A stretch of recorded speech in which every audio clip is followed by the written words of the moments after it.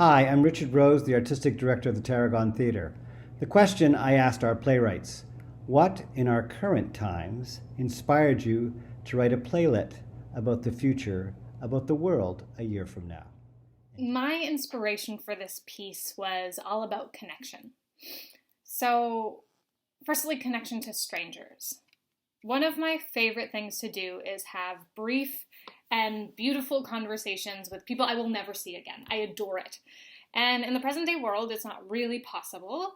So I wanted to play with form and with Zoom and see how I could have those sorts of interactions, those kind of like brave and vulnerable conversations that really open up our heart and make us see people in a different light and see ourselves in a different light.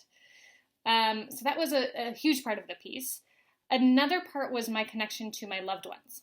So in this moment where it's so emotional and I'm hurting, you're hurting, we're all hurting, it's really easy right now to say all of the wrong things and do all of the wrong things and just be an asshole. And I don't want to do that.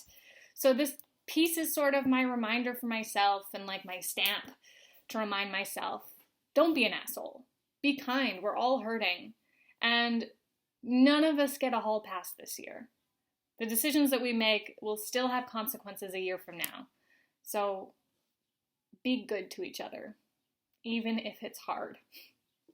One of the things I wanted to do is because I'm an avid gamer is look at gaming platforms because they're very robust. They're able to allow communication between millions of people, sometimes at once. If you look at games like World of Warcraft, you can talk, you can chat. There's games now and I play Call of Duty, which I'm constantly, I'm chatting with the other players, and so there are already online platforms that allow you to, in an immediate sense, speak to one another in a more conversational way. Something that Zoom really has problems with because it's still it's not designed for theater, it's not designed for performance.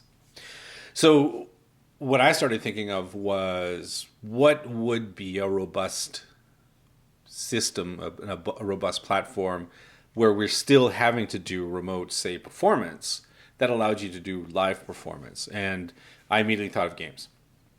So what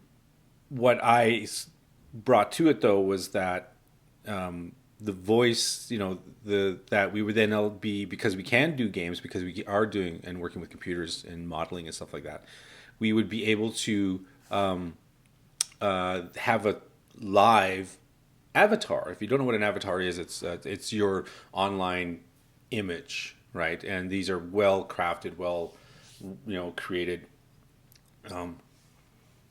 moving images that work on screen for your game and stuff like that. And you usually kind of have a set determined number. So I just went further with that and said, okay, then why do we had someone who could actually model an actor, a character, a cast, a member of a cast on stage in costume, and then someone else voices it. But the voicing and the action happen in real time. And then the performance happens in real time. Now, that's one part I didn't get to, but this is the beginning of that whole thing. But the other part of it I wanted to also sort of touch on was loss. What we as theater artists have lost. And what we might not fully get back, or we might embrace and move forward with, is this online means of remotely presenting live theater. And so for me, the character of Abel, when he creates Miranda from his sister, is referencing that loss, but also moving forward. The loss inspires him. The loss lets him remember his sister in a way where she gets to fulfill dreams she was never able to fulfill. So it's a blending of all these different things that came together for me to create Miranda.